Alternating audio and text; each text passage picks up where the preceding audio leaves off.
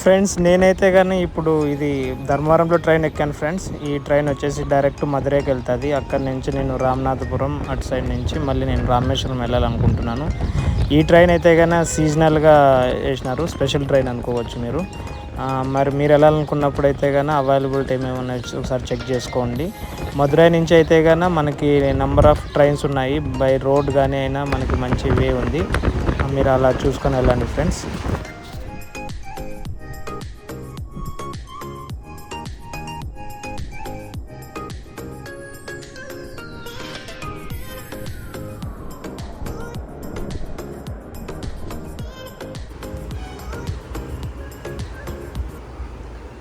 Friends రామనాథపురంలో అయితే నేను ఇటువంటి హోటల్ అయితే దిగాను, జస్ట్ ఫ్రెష్ అప్ కోసం. ఇది మనకి వాళ్ళైతే కానీ ఒక హాఫ్ అన్ అవర్ లోపల అయితే 100 రూపీస్ ఛార్జ్ చేస్తామన్నారు. నేను జస్ట్ ఫ్రెష్ అప్ కోసం అని చెప్పేసి 100 రూపీస్కి ఓకే అని చెప్పాను. ఇది రైల్వే స్టేషన్ పక్కనే ఉంది రామనాథపురం.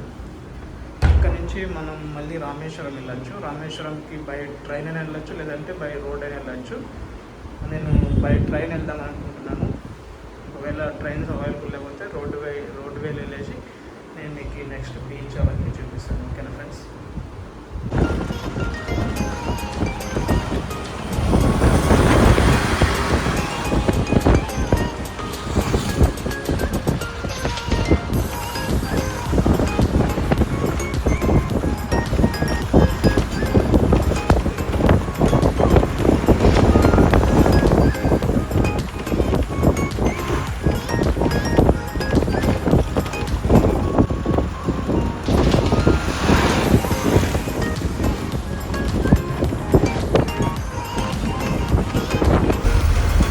ఫ్రెండ్స్ ఈ బ్రిడ్జ్నే పంబన్ బ్రిడ్జ్ అంటారు.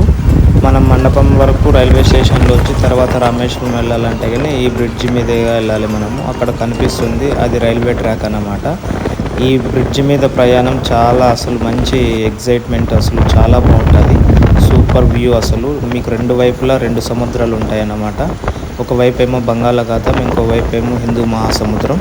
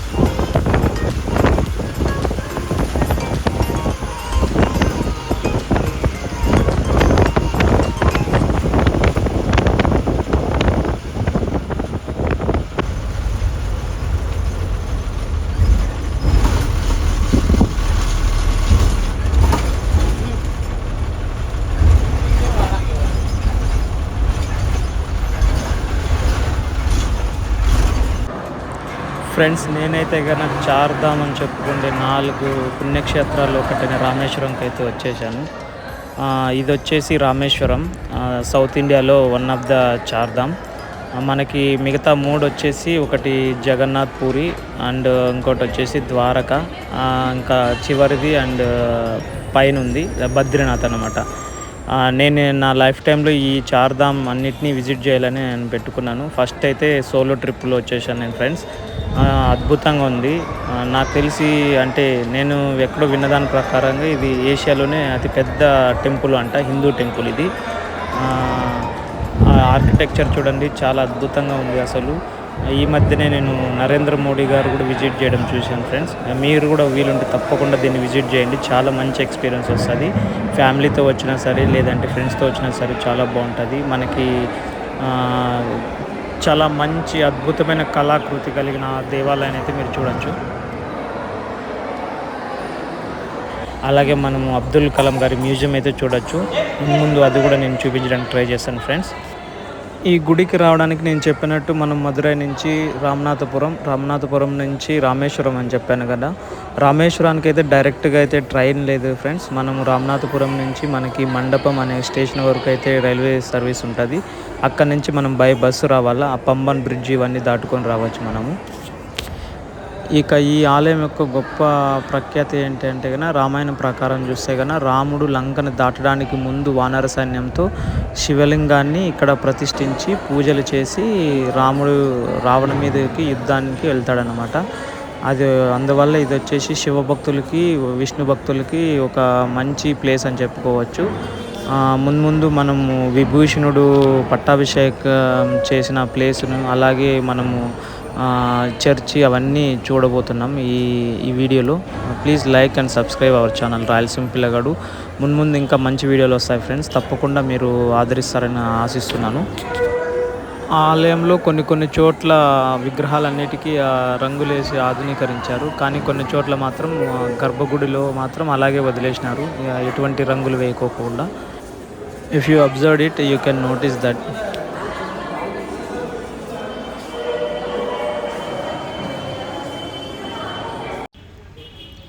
ఫ్రెండ్స్, ఇప్పుడైతే కన్నా మనము సీతారాముల ఆలయం ఇది దీని ప్రత్యేకత ఏంటంటే కన్నా యుద్ధంలో రాముడిని జయించిన తర్వాత విభూషణుడిని ఇక్కడే పట్టాభిషేకంని చేయించాడనమాట. రాముడు దగ్గరుండి విభూషణునికి లంక రాజ్యానికి పట్టాభిషేకం చేయించాడని ఒక శిలాశాసనం అయితే ఇక్కడ కనిపిస్తుంది. మీరు కూడా ఒకసారి చూడండి ఫ్రెండ్స్.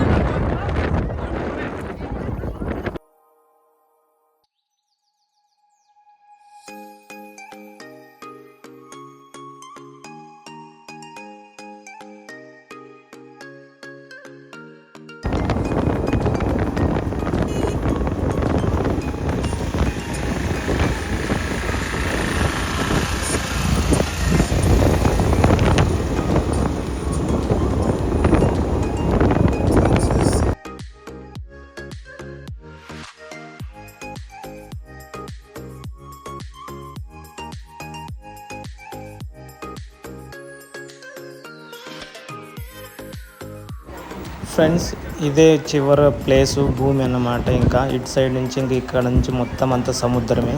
ఆ తర్వాత మనకు అక్కడ ఇంకా ఒక 24 కిలోమీటర్స్ దాటగానే శ్రీలంక వస్తుంది. ఈ ప్లేస్ని ధనుష్కోడి అంటారు.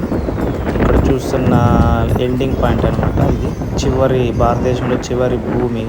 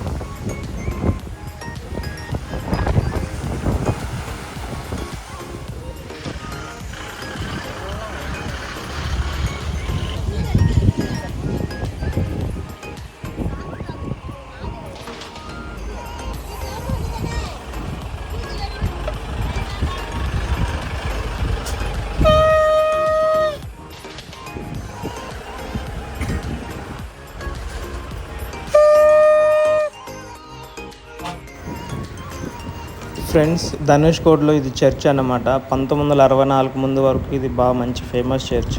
కానీ 1964 వచ్చిన తుఫాన్లో ఇది మొత్తం అంతా చెదిరిపోయింది. దాని అవశేషాలు ఇప్పుడు ఇలా ఉన్నాయన్నమాట. ఇక్కడే రైల్వే స్టేషన్ కూడా ఉంది. కానీ 1964 సైక్లోన్ తర్వాత ఇది నివసించడానికి జనావాసానికి ఆమోద యోగ్యం కాదని చెప్పేసి గవర్నమెంట్ దీన్ని గోస్ట్ సిటీగా పరిగణించబడింది అన్నమాట. తర్వాత కేవలం ఇక్కడ టూరిస్టులు వచ్చి ఈవినింగ్ కల్లా దీన్ని ఖాళీ చేసి వెళ్ళిపోతారు. అంతకుముందు అయితే కానీ ఇక్కడంతా జాలర్లు నివసించేవాళ్ళు ఈ ప్రదేశంలో. ఫ్రెండ్స్, మీకు అబ్దుల్ కలాం గారి యొక్క ఇంటిని కూడా చూపిద్దాం అనుకున్న రామేశ్వరంలో. కానీ అక్కడికి వెళ్ళిన తర్వాత అయితే తెలిసింది వీడియోలు నాట్ అలౌడ్ అని చెప్పారు. అందువల్ల నేను వీడియోలు అప్లోడ్ చేయలేకపోతున్నాను. Sorry friends. Please subscribe Rayalaseema పిల్లగాడు for more interesting videos and like the video and share to your friends also.